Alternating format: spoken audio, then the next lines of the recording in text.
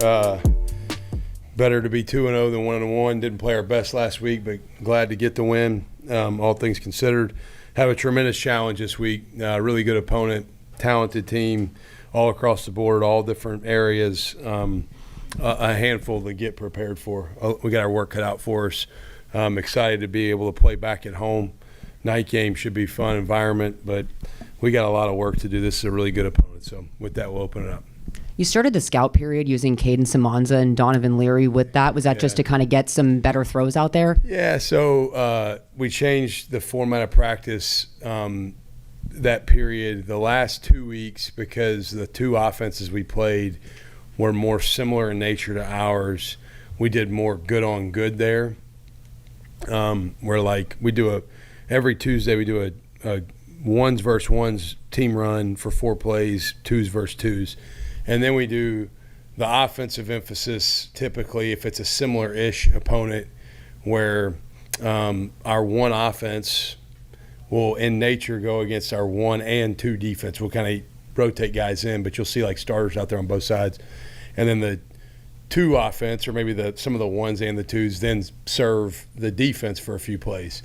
Today, because their offensive schematics are enough different, we felt like it was best to just give the best available look with like trading high backups, like really good players that are maybe not just scout team players in that period, but make it like a scout team type of period. So it was to try to get a few more reps of that period without maybe having to just go against each other the whole time. But it was our 2-0 line.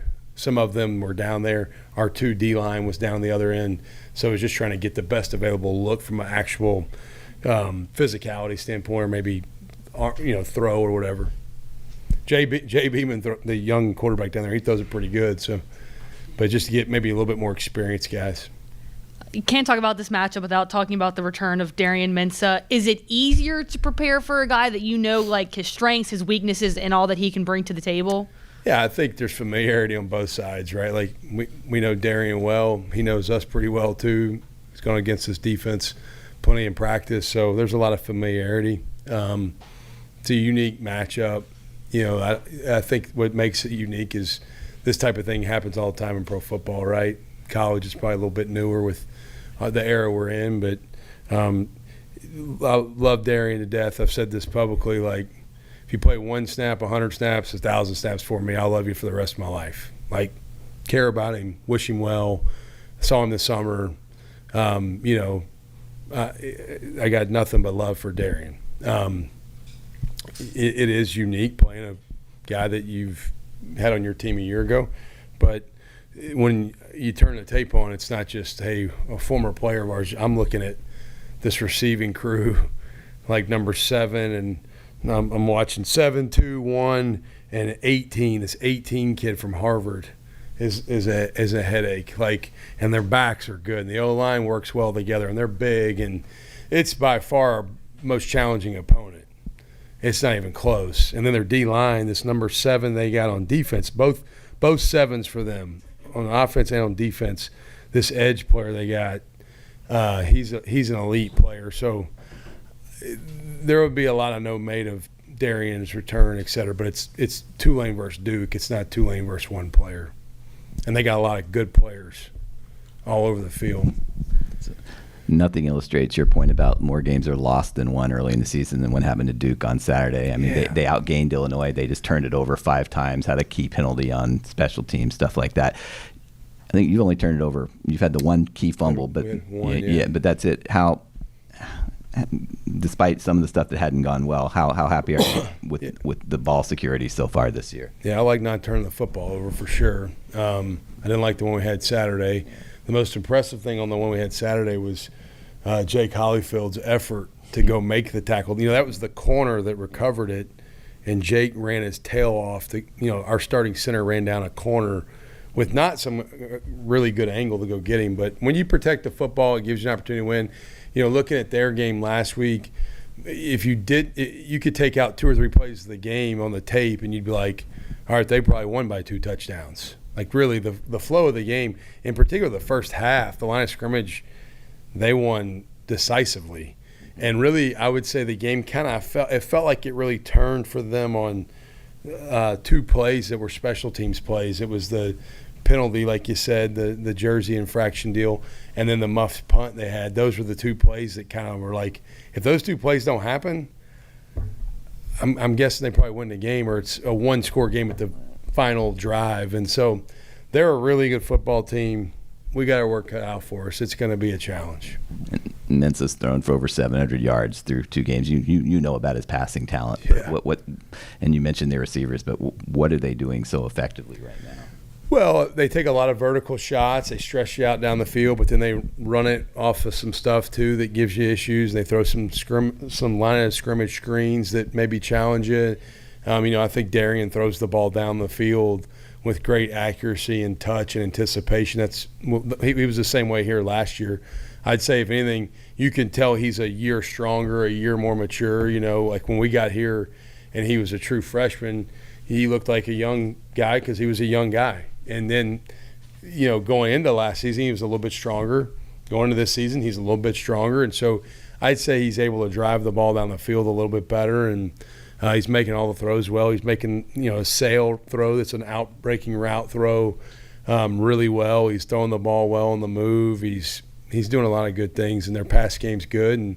And they got really good receivers too. I mean, these receivers are the best group of receivers we've played in my time here. Like this, I'm telling you, 18's a really good player. 7's a phenomenal player. 1, the catch he made before halftime in the back of the end zone last week was an elite catch. He's a Michigan, Oklahoma transfer. And then number 2 for them at receivers, also a phenomenal. They got a lot of good pass catching guys, and so it's a handful for sure. I mean, you mentioned that one of your toughest opponents so far, obviously, of the season, but night game on ESPN2, big stage. How do you not let the lights get too bright for your team, but also what do you expect kind of the environment to be on Saturday? Well, we need the crowd to be in our favor, obviously. We need to create a home field advantage. It needs to be a raucous environment. It should be. I mean, every time you only get 6 home games this year. Like, we're down 1 already, so we got not many left. And so we need the stadium to be electric. I think our players will be excited, and I'm really so focused on our players just doing their job better than last week. I think week 1 we did our job really well, and we were pretty energetic. Week 2, I don't think it was a lapse of maybe energy. I think we just didn't focus on the details of our job very well. And then I think we got to hone back in on there shouldn't be a whole lot to be said about, like, hey, you're playing an ACC team that's, I think, won 9 games twice in the last 3 years now. Like, it's a really good team. And so we should be emotionally ready. We just have to play good, clean football again. And if we do that, we'll give ourselves the best chance to have success as we can. To that point, do you have to guard against maybe being too amped, especially with some of the guys obviously being teammates with Darian last year and kind of knowing too, what the talk maybe is on campus? I mean, that's out there, right? Like, it's going to be public, and people on campus are going to talk about it. People around town are going to talk about it. I think you want guys amped up for every game. The thing is you have to focus on doing your job really well. And so you don't win a game just off of emotion. Now, this is an emotional game. You have to play it with passion and energy and enthusiasm to play it the right way. But you can also go too far the other direction and get maybe a little bit off, and play in a manner that's not characteristic of being focused on doing your job the right way. And so there's an element to that we got to make sure, I don't need to be up in front of the team giving a whole lot of rah-rah speeches this week. If I do, or really any week anymore, I mean, it's Division I football. These guys got to go play. And so I'm excited for our guys to maybe go play a better game than last week. That's the emphasis for me is with them is like, how do we get better? It's really not so much who the opponent is as much as, like, let's just play better football than we played last week. You mentioned it a little bit, but when looking at Duke's defense, what stands out the most to you? Well, their defensive line is hellacious. Like, this front, 7's a phenomenal player. He's a great pass rusher. I think he had 3 sacks last week. This number 4 is a twitchy, violent inside player. I mean, all their front guys, like, you just turn the tape on their front, you just feel them. They're just athletic and physical, and then they're really aggressive on defense, and they're very sound at the same time. So they take calculated risks. They give you some 6-up, 7-up type pictures where they're going to crowd the line of scrimmage with people on the line, and they're going to bring it some. They're going to drop it some. I think they really rally and tackle the ball carrier well. I think the thing that was most impressive on film watching last week was how they controlled the line of scrimmage most of that game.